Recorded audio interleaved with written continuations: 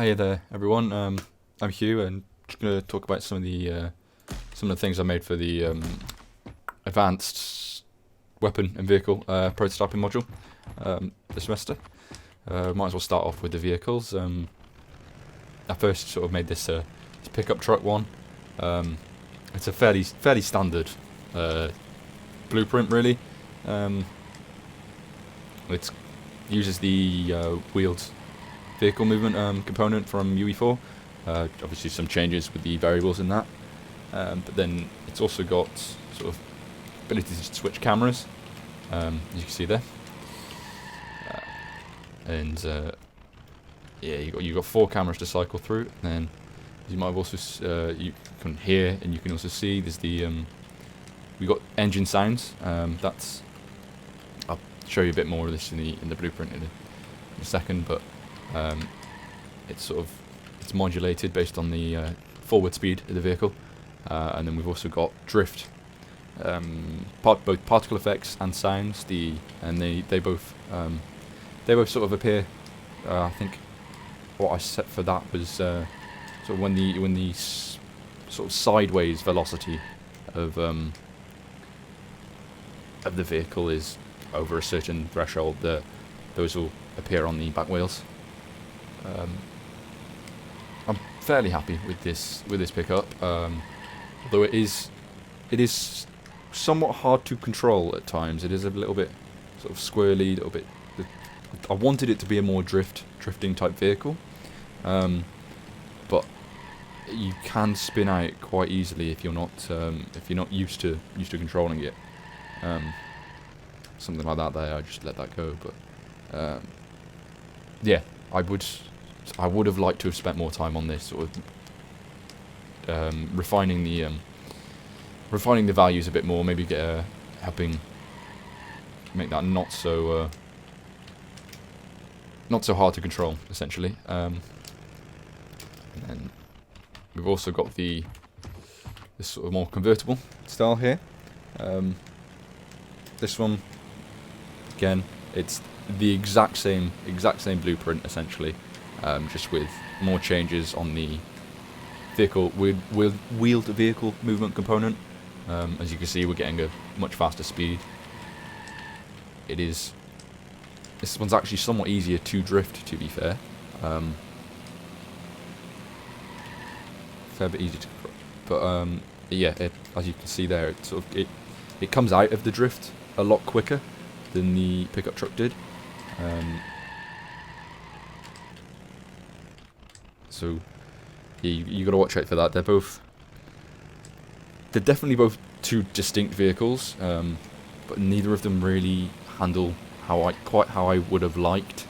Like I mentioned for the pickup, I would have liked a bit more time to refine some of the variables and the values on the component to really get these working sort of 100%. Last thing that I haven't really discussed for these is that there is something on them, so that if you somehow manage to flip them, and they weren't sort of on their 4 wheels, after a while it would flip you back over to the correct sort of rotation.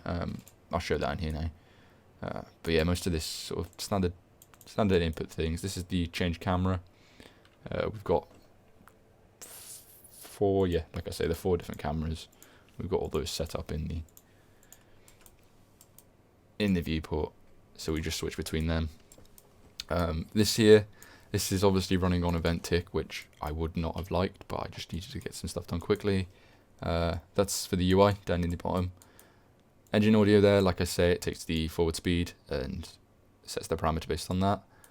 Drift particle effects, that gets the sort of sideways speed.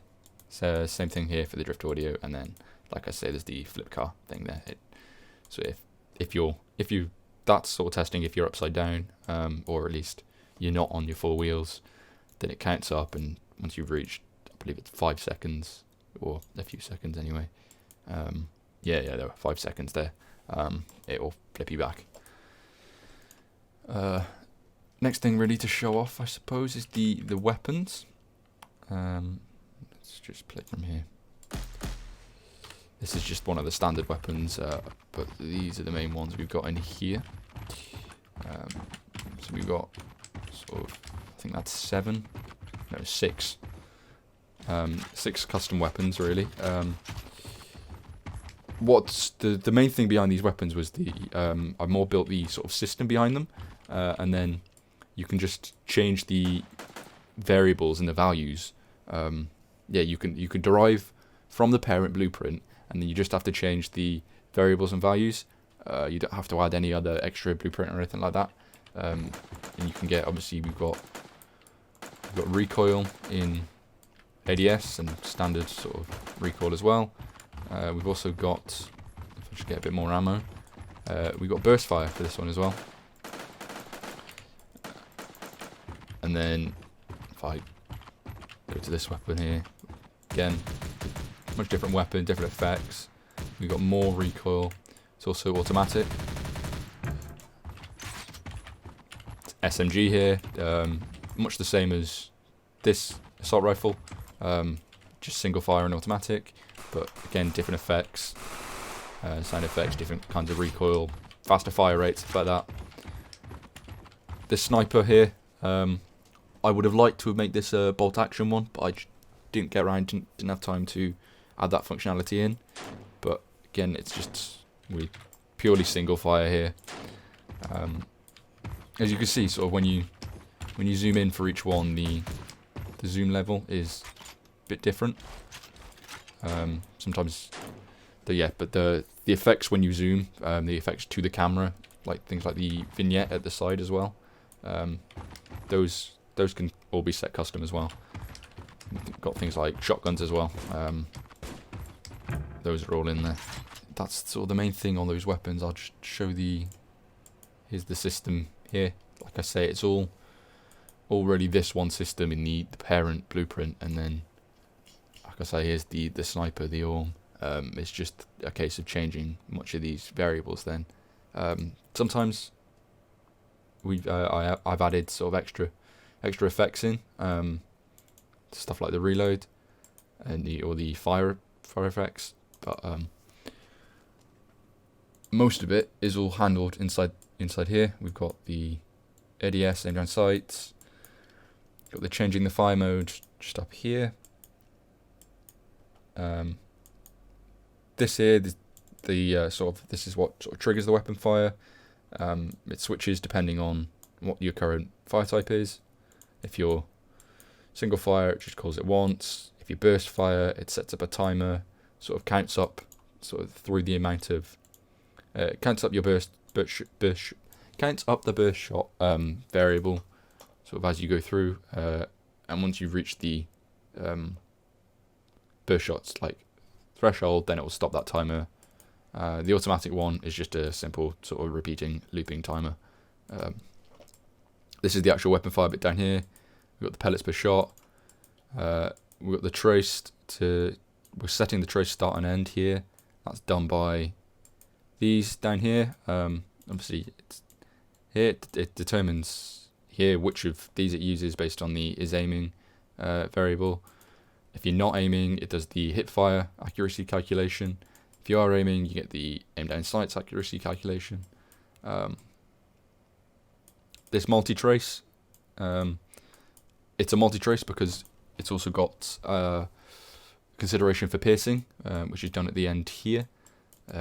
Obviously, it does the trace, line trace, damages the actors that it hits, spawns the decals on them. If it is piercing, it just continues. If it's not piercing, it then goes back and breaks this loop. So it's only hit the first one, and then we spawn a tracer actor, which you wouldn't have seen, but I can maybe try and...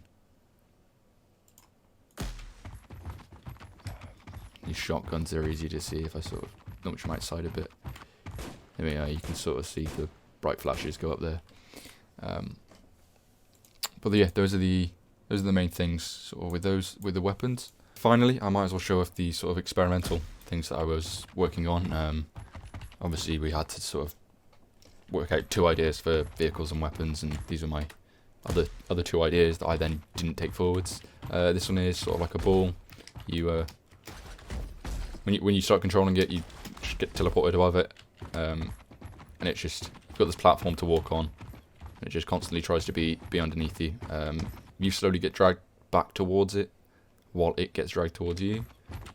It's very, very slippy and slidey at the moment, but again, that's just a case of changing a couple of the variables inside it. Yeah, that's fairly standard. I wanted to get the ball itself sort of rotating to sort of follow this kind of movement that you're going in, to follow that direction, but I didn't manage to figure that one out. But yeah, that's the sort of the ball vehicle that I had. And then we got this other weapon here, which is a gravity gun stealth thing. Got a couple of different firing modes. The first firing mode, we got single fire, just on here. You pick it up with right click, and then fire it with left. The longer you hold left click, the more powerful the shot is.